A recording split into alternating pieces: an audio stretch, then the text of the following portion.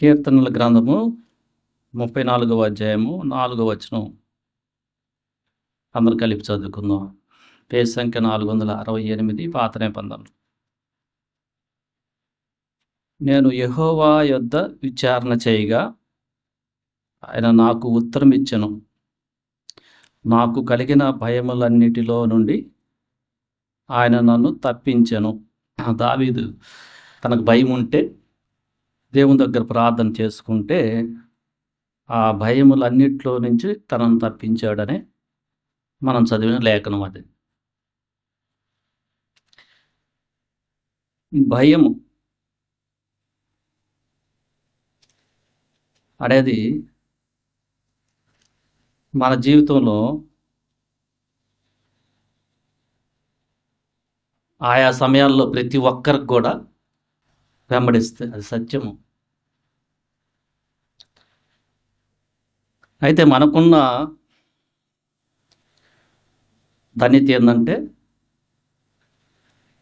ఆ భయములో కూడా దేవుడు మనకు తోడై ఉండి మనం విచారణ చేసినప్పుడు ఆ భయాలన్నిటిలో నుంచి తప్పిస్తాడు. విశ్వాసంలో మనకి వెళ్తున్నప్పుడు విశ్వాసాన్ని తగ్గించటానికి అపవాది వేసే అస్త్రం ఆయుధం ఏంటంటే భయం. రక్షించబడిన విశ్వాసాన్ని బలహీనపరుస్తానికి అపవాది వేసే ఒక ఆయుధం ఏంటంటే భయం.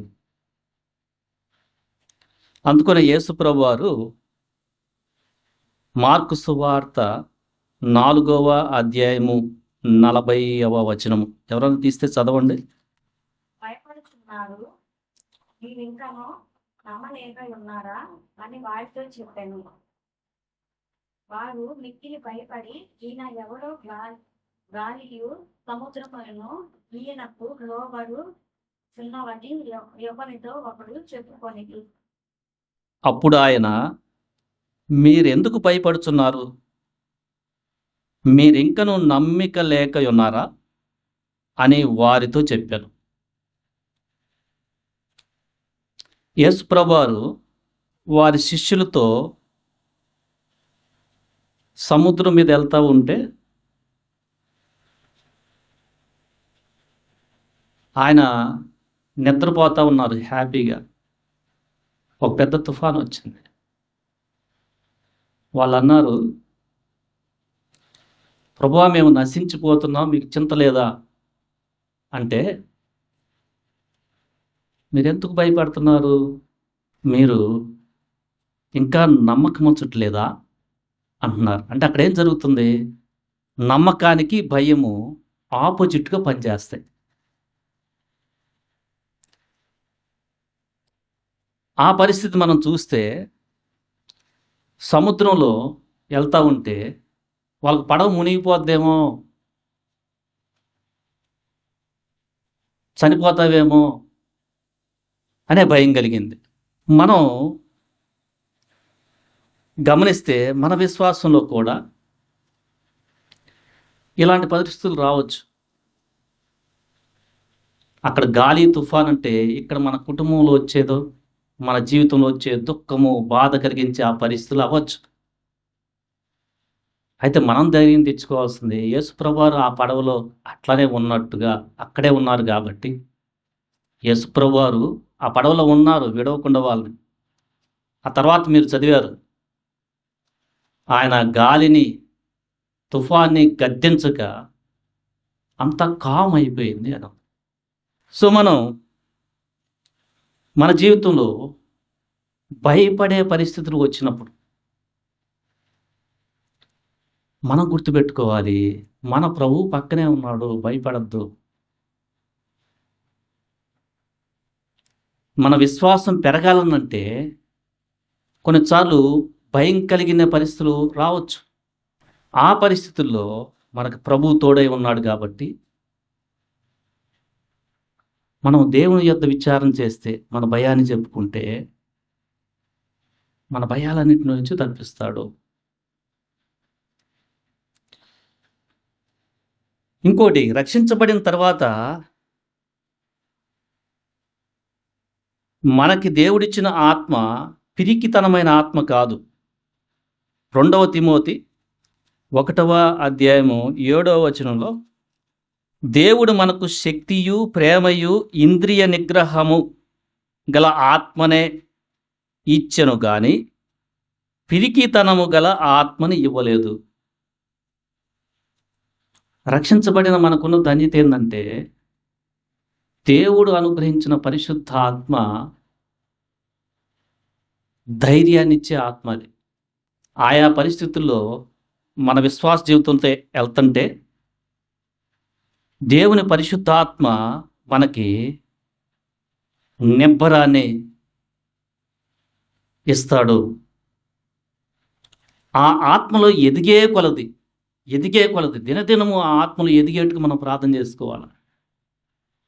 ఆ ఎదిగే కొలది చిన్న చిన్న వాటికి వచ్చే భయాలు మనం అధిగమించగలుగుతూ ఉంటాం. భయం అనేది బలహీనమైన పరిస్థితుల్లో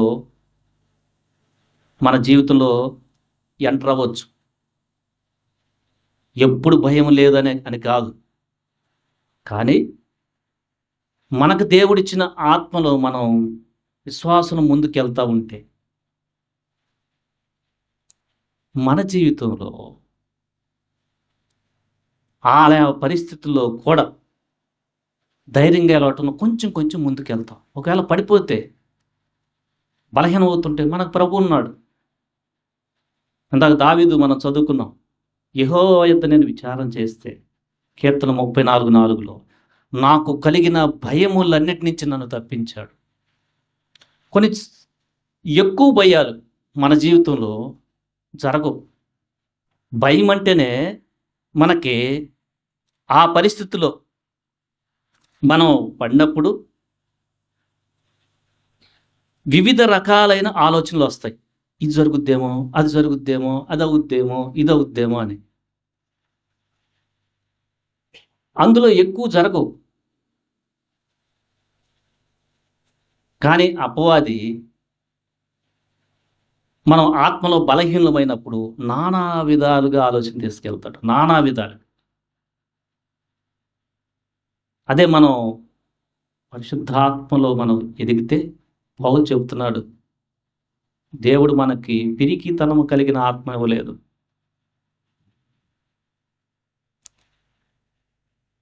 మన భయాలన్నిటిలో కూడా యేసు ప్రభు మనకు తోడై ఉన్నాడు. ఇందాక ఆ పడవలో సముద్రం గాలి తుఫాను వచ్చినప్పుడు శిష్యులతో ఎలా ఉన్నాడు? అంత ఉన్నాడు. మార్క్స్ వార్త 5వ అధ్యాయంలో ఒక అధికారి తన కుమార్తెని చనిపోయే స్థితిలో ఉంది, మీరు వచ్చి బాగు చేయండి ప్రభు అని అడుగుతున్నాడు. అడుగుతుంటే ఆయన వారింటికి వెళ్ళే ఆ సమయంలో కొంచెం లేట్ అయింది. ఆ లేట్ అయినప్పుడు వీళ్ళు ఇంటికి వెళ్తూ ఉంటే ప్రభువుని తీసుకొని ఆ అధికారి మనుషులు వచ్చారు ఎదురు. మీ అమ్మాయి చనిపోయింది, ఇంకా బోధకుడిని మీరు ఇంకా శ్రమ పెట్టద్దు, అనవసరం, చనిపోయింది ఆల్రెడీ అని వచ్చారు. 36వ వచనంలో 35 నుంచి చదువుదాం. ఆయన ఇంకనూ మాట్లాడుచుండగా సమాజ మందిరపు అధికారి ఇంట నుండి కొందరు వచ్చి, నీ కుమార్తె చనిపోయినది, నీవిక బోధకుని ఎందుకు శ్రమ పెట్టుదువు అనిరి. చూడండి ఏం జరిగింది ఇక్కడ. ఒక సమాజ మందిరపు అధికారి తన కుమార్తెను బాగు చేయమని ప్రభుని అడిగాడు. ఆయన బాగు చేస్తానికి వస్తున్న కొంచెం ఆ త్రోవలోనే ఆ ఇంటి వాళ్ళు ఎదురొచ్చి, మీ కుమార్తె ఆల్రెడీ చనిపోయింది, బోధకుని ఇంక శ్రమ పెట్టద్దు అని చెప్తుంటే యేసు ప్రభువారు ఒక మాట అన్నారు. చదవండి ఆ మాట. యేసు ఆ, ఆ, అని సమాజ మందిరపు అధికారులకు చెప్పి ఇది చాలా ఇంపార్టెంట్. కొన్నిసార్లు మన జీవితంలో మన చుట్టుపక్కల ఉన్న ప్రజలు ఇదైపోద్ది అని అనే పరిస్థితులు రావచ్చు. మనం ధైర్యంగా ఉన్న మన చుట్టుపక్కల వాళ్ళు వచ్చి ఇంకేంది అయిపోయింది అంటే మనం జాగ్రత్త పడాల్సిందే.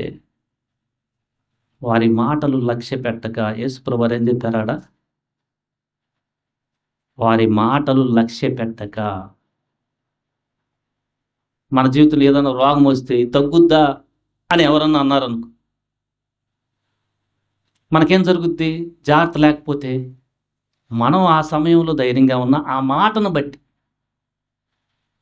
మనం జనరల్గా అయిపోయిందా అనే భయంలోకి వెళ్ళిపోవచ్చు. మనం ధైర్యం తెచ్చుకోవాల్సింది యేసుప్రభువారు ఏం చెప్పారంటే, వాళ్ళ మాటలు పట్టించుకోవాక, భయపడద్దు, నమ్మిక మాత్రం ఉంచము. ఇక్కడ కూడా ఏం జరుగుతుంది? విశ్వాసానికి వ్యతిరేకంగా భయం వెంటాడుతూ ఉంది తగ్గిస్తానికి. విశ్వాసానికి ఎప్పుడు కూడా ఈ భయం అనేది వ్యతిరేకంగా వచ్చి భయపెట్టి మన బలహీనపరచాలని చూస్తూ ఉంటుంది. అయితే మనం చేయాల్సింది ఏంటంటే భయపడక నమ్మిక మాత్రం ఉంచాలి. ఇది ఆయా పరిస్థితిలో పడినప్పుడు మనం చిన్న చిన్న వాటిలో మనం ఎక్సర్సైజ్ చేస్తేనే ఫెయిత్లో ఎదుగుతాం. లేకపోతే మన జీవితంలో కుటుంబంలో వచ్చే ఆర్థికపరమైన ఇబ్బందులు భయం వచ్చేస్తాయి. రేపెట్ట గడిచేది వచ్చేస్తుంది. అనారోగ్యం భయం వచ్చేస్తుంది. కొన్ని కుటుంబాల్లో పిల్లలు ఏంటి ఇంకా వింటలేదు, వీళ్ళతో ఎట్లా రేపు భయం వచ్చేయచ్చు. సో భయము మన జీవితంలో ఎలా అయినా రావచ్చు. చదువుకునే వాళ్ళకి అరే ఈ ఎగ్జామ్ పాస్ అవుతానా, ఇలాంటి భయాలు ఏర్పడచ్చు. మనం చేయాల్సింది ఏంటంటే నమ్మకం ఉంచి మన పనిలో క్యారీ అవుట్ అవటమే. లేకపోతే మన విశ్వాసంలో బలహీనత ఏర్పడచ్చు. 55వ కీర్తనలో దావీదు 4వ వచనంలో 55వ కీర్తన 4వ వచనం. అంటే ఆ, ఆ. ఈయనకు ఒక భయం వచ్చింది. ఈయనకి శత్రువులు వెంటాడటం వలన మరణ భయం, ఇంక చచ్చిపోతానేమో, అది ఈయన భయం. తర్వాత వచ్చిన చదవండి. నాకు కనిపించినది ఉమ్, అది ఎంత యథార్థంగా ఆయన రాసుకున్నాడు. ఆయన అంటున్నాడు, ఆహా గొవ్వవలే నాకు రెక్కలు ఉన్న ఎడల నేను ఎగిరిపోయి నెమ్మదిగా నుందునే, పైకి ఎక్కడికో దూరంగా వెళ్ళిపోతే ప్రశాంతంగా ఉంటుంది అన్నట్టు అనుకున్నాడు. ఎందుకంటే ఈయన జీవితంలో దగ్గర వాళ్ళ నుంచే, సన్నిహితుల నుంచే ఇబ్బంది వచ్చింది. 12వ వచనంలో చదవండి. దూషించువాడు శత్రువు కాడు, ఉమ్, సహింపవచ్చు. ఆ, విట్టిపడువాడు నా యందు పగబట్టిన వాడు వాడు. సో దగ్గర వాళ్ళు గత కాలంలో ఆయనతో కలిపి కూడా ఈయన మందిరానికి వెళ్తున్నాడు. కానీ ప్రస్తుతం కాలం చూస్తే ఆయన ఇప్పుడు శత్రువు అయిపోయాడు. ఎవరో రాయలేదు కానీ అలాంటి పరిస్థితి కొన్నిసార్లు ఏర్పడచ్చు. నీ జీవితంలో క్లోజ్ ఫ్రెండ్ ఉంటాడు, గతకాలం మొత్తం బాగా కలిసి నువ్వు ప్రయాణం చేస్తుంటావు. సడన్గా ఒక పరిస్థితి వస్తే వాడు నీకు శత్రువులా కనిపిస్తాడు. అప్పుడు డిఫరెంట్ పెయిన్లోకి వెళ్తాం మనం. చాలా ఆ హృదయం, మన హృదయం ఏంటబ్బా ఈడు కూడా నన్ను ఎట్లా చేశాడు, నమ్మి ద్రోహం చేశాడు అని ఒక రకమైన నిరాశలోకి వెళ్తాము. వాడు ఇంకా భయపెడుతుంటే ఒక భయంలోకి కూడా వెళ్తాం. మిక్స్డ్ ఫీలింగ్స్ వస్తాయి మనకి.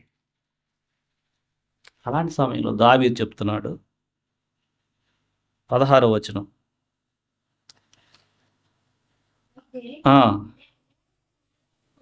ఉమ్, ఉమ్, మధ్యాహ్నమున నేను ధ్యానించుచు మొరపెట్టుకొందును, ఉమ్. ఆయన నా ప్రార్థనను ఆలకించును. ఇక్కడ చూడండి, ఈయన చేస్తున్న మంచి పని ఏంటంటే, అయితే నేను దేవునికి మొర పెట్టుకుందును, నా బాధ దేవునికి చెప్పుకుంటాను అన్నాడు. ఆయన నన్ను రక్షిస్తాడు, ఈ యొక్క పరిస్థితి నుంచి నన్ను కాపాడుతాడు, రక్షిస్తాడని చెప్తూ సాయంకాలం, ఉదయము, మధ్యాహ్నము 3 సార్లు, రోజుకు 3 సార్లు నేను ధ్యానించుచు. భయం తగ్గాలంటే వాక్యాన్ని ధ్యానిస్తూ ఉండాల. వాక్యం ధ్యానిస్తూ ఉంటే ఇప్పుడు మనం మాట్లాడుకున్న సంగతులు, అధికారి కుమార్తె చనిపోయిందని చెప్పినప్పుడు కానీ, ఇందాక సముద్రంలో శిష్యులతో వస్తుంటే గాలి తుఫాను వచ్చినప్పుడు వాళ్ళు భయపడినప్పుడు ప్రభు అన్న మాటలను బట్టి కానీ, యేసు ప్రభువారు భయపడకము, నమ్మిక మాత్రము ఉంచుము అని చెప్పిన పరిస్థితులు ఏదైనా కానీ, లాజరు చనిపోయినప్పుడు, లాజరు సహోదరులతో అన్నప్పుడు మాటలను బట్టి కానీ, మనకి యెషయా గ్రంథము 41:10లో ఒక మంచి వాగ్దానం ఉంది. అలాంటి వాగ్దానాలను బట్టి కానీ చదవండి. యెషయా గ్రంథము 41:10. నుండి నేను పట్టుకుని తెచ్చుకునేవాడా, ఆ, నేను నిన్ను ఉపేక్షించక ఏర్పరచుకుంటున్నాను, ఆ, నీకు తోడై ఉన్నాను. ఉమ్, ఉమ్, ఆ, ఆ. ఎంత మంచి వాగ్దానం ఇది. సో మనం వాక్యాన్ని ధ్యానం చేస్తూ ఉన్నప్పుడు ఇలాంటి మాటలు చూసినప్పుడు 13, నీ దేవుణ్ణైన యెహోవానగు నేను, భయపడకము, నేను నీకు సహాయము చేసేదనని చెప్పుచు నీ కుడి చేతిని పట్టుకొనుచున్నాడు. 12 కొంచెం ముందుకెళ్తే, నీతో కలహించు వారిని నువ్వు వెతుకుతావు కానీ వారింక నీకు కనపడరు అని చెప్తున్నాడు. ఇప్పుడు నీకు కలహం పెట్టుకునే వాళ్ళు ఇక ఉండరు అని చెప్తున్నాడు. సొంతకొని నరమాతృకి భయపడద్దు. ధన సంబంధమైన విషయాల్లో ఏదన్నా వచ్చినప్పుడు భయపడద్దు. హెబ్రీయులకు రాసిన పత్రిక 13వ అధ్యాయంలో 5వ వచనం, ధనాపేక్ష లేని వారై మీకు కలిగిన వాటితో తృప్తి పొందియుండుడి, నిన్ను ఏమాత్రము విడువను, నిన్ను ఎన్నడును ఎడబాయను అని ఆయనయే చెప్పెను కదా. కాబట్టి ప్రభువు నాకు సహాయకుడు, నేను భయపడను, నరమాత్రుడు నాకేమి చేయగలడు అని మంచి ధైర్యముతో చెప్పగలవారమై ఉన్నాము. కొన్నిసార్లు ఆయా పరిస్థితుల్లో, ధన సంబంధమైన వాటిలో భయపడద్దు. నేను నీకు తోడై ఉన్నాను, సహాయం చేస్తానని చెప్తున్నాడు. మనం చేయాల్సిందే వాక్యాన్ని ధ్యానిస్తూ, ఆ సమయంలో మనం వాక్యానికి దూరం కాకుండా, పరిస్థితిని బట్టి చెదిరిపోకుండా, మనుషుల దగ్గరికి పరిగెత్తి అలా కాకుండా, మనం ప్రభువుని నమ్ముకొని ఆయనపై విశ్వాసం ఉంచితే ఆయన దగ్గర నుంచి మనకు సహాయం వస్తుంది. ఇందాక మనం కంటిన్యూ చేస్తే 55వ కీర్తనలో 18 చదవండి వచ్చును. ఆ శత్రువులు అనేకులై ఉన్నారు. సమాధానం కలిగజేసి ఆయన ప్రాణమును విమోచించుకుంటాడు. ఎంత మంచి మాట ఇది. ఆయన సాయంకాలమున, ఉదయమున, మధ్యాహ్నమున ధ్యానం చేస్తా నేను ప్రార్థన చేసుకుంటూ ఉంటాను ప్రభువుకి, ఎందుకంటే ఆయన నా భయాలన్నింటిలో నుంచి నన్ను తప్పిస్తాడని చెప్తూ ఆయనకి రిజల్ట్ చెప్తున్నాడు. నా శత్రువులు అనేకులై ఉన్నారు, అయినను వారు నా మీదకి రాకుండునట్లు సమాధానము కలుగు చేసి ఆయన నా ప్రాణమును విమోచించి ఉన్నాడు. ఇది రిజల్ట్. సో దావీదు జీవితంలో భయాలు, ఎన్నో భయాలు వచ్చినాయి. శత్రువులు అనేకులు అంటే అక్కడ ఫిజికల్గా మనుషులే, కానీ మన జీవితంలో భయం పెట్టే పరిస్థితులు ఏ పరిస్థితి అయినా మనం వాక్యాన్ని ధ్యానం చేస్తూ ఆయనకి మొరపెట్టినప్పుడు నెమ్మదిస్తాడు. ఇదే మాటని ఇంకో విధంగా ఫిలిప్పీలకు రాసిన పత్రికలో 4వ అధ్యాయంలో చెప్తున్నారు. ఫిలిప్పీలకు రాసిన పత్రిక 4వ అధ్యాయంలో దేనిని గూర్చి చింతపడకుడు గాని, 6వ వచనం, ప్రతి విషయములోనూ ప్రార్థన విజ్ఞాపముల చేత కృతజ్ఞతాపూర్వకంగా మీ విన్నపములను దేవునికి తెలియచేయడి. అప్పుడు సమస్త జ్ఞానమునకు మించిన దేవుని సమాధానము యేసుక్రీస్తు వలన మీ హృదయములకు మీ తలంపులకును కావలి ఉండును. అది మనం చేయాల్సింది. మనం ఈ చింత భయాల్లో అలాంటి పరిస్థితుల్లో వెళ్తూ ఉన్నప్పుడు మనం చేయాల్సిందంటే మనకున్న అవసరత ప్రభుకు చెప్తూ గతకాలంలో ఆయన చేసిన సహాయాన్ని బట్టి థ్యాంక్స్ చెప్పుకుంటూ, ఆయనకి థ్యాంక్స్ చెప్తూ కృతజ్ఞతాపూర్వకంగా థ్యాంక్స్ చెప్తే మనకి ఆటోమేటిక్గానే కొంత సమయానికి, ఒక అరగంటకి, గంటకి నెమ్మది వచ్చేస్తుంది. అది నీకే తెలుస్తుంది, నాకే తెలుస్తుంది. ఆ నెమ్మది ఏం చేస్తుందంటే ఆ పరిస్థితిని అదికి మించి నెమ్మదిగా ముందుకు వెళ్తానికి సహాయం చేస్తుంది. అంతకుముందు అనవసరంగా భయపెట్టిన పరిస్థితులన్నీ ఇప్పుడు మనసులోకి రావు. మనకు వచ్చిన పరిస్థితుల్లో నానా విధాలుగా ఆలోచన వచ్చిన ఆ పరిస్థితులన్నీ కూడా ఆగిపోతాయి. ఏంటంటే గాలి తుఫానులాగా మన మీద పడి జరగని వాటిని కూడా జరిగేస్తాయి అని చెప్పే పరిస్థితులు అవి. మనకు భయం కలిగే పరిస్థితుల్లో వచ్చే ఆలోచనలన్నీ జరగవు. కాబట్టి మనం బలహీనమైనప్పుడు ఆ ఆలోచనని వరుసగా వచ్చేస్తాయి. మనం జాగ్రత్త పడాల్సిందే. లేఖనంలో దేవుడు సువార్తల్లో ఏం చెప్పాడు యేసుప్రభు? ఆయా పరిస్థితుల్లో భయపడద్దు, నమ్మిక మాత్రం ఉంచము. ఎందుకు నీ విశ్వాసం తగ్గిపోతుంది? అల్ప విశ్వాసులారా నమ్మకం ఉంచండి అని చెప్తున్నాడు. పౌలు చెప్తున్నాడు తిమోతితో, పిరికితనమైన ఆత్మను కాదు, ధైర్యం కలిగిన ఆత్మ ఇచ్చాడు. ధనాపేక్ష ఇలాంటి సమయాల్లో, ధన సంబంధమైన విషయాల్లో మనకు ఆయా భయాలు వచ్చినప్పుడు నిన్ను విడువడు, నిన్ను ఎడబాయుడు. ఆకాశ పక్షులను చూడండి, పిచ్చుకలను చూడండి, వాటిని ఆయన లక్ష్య పెడుతున్నాడు. మీ పరలోకపు తండ్రి ఆయన బిడ్డలైన మిమ్మల్ని ఇంకెంత జాగ్రత్తగా చూసుకుంటాడు. మనకి విశ్వాస ప్రయాణంలో ఆయా పరిస్థితుల్లో భయం కలగచ్చు. భక్తులైన వారికి ఇలాంటి పరిస్థితులు వచ్చినాయి. అబ్రహామా భయపడకము, నేను నీకు కేడెమును అని ఆదికాండం 15వ అధ్యాయంలో అబ్రహాం కూడా భయం వచ్చింది. నువ్వు భయపడద్దు, నేను నీకు కేడెమును.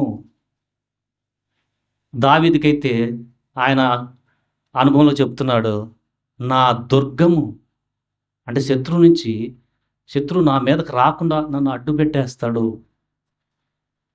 కేడెము అంటే శత్రువు బాణాలు వేస్తూ ఉంటే, అనవసరమైన ఆలోచన భయం పెడుతుంటే దేవుడు వాటిని నుంచి తప్పిస్తాడు.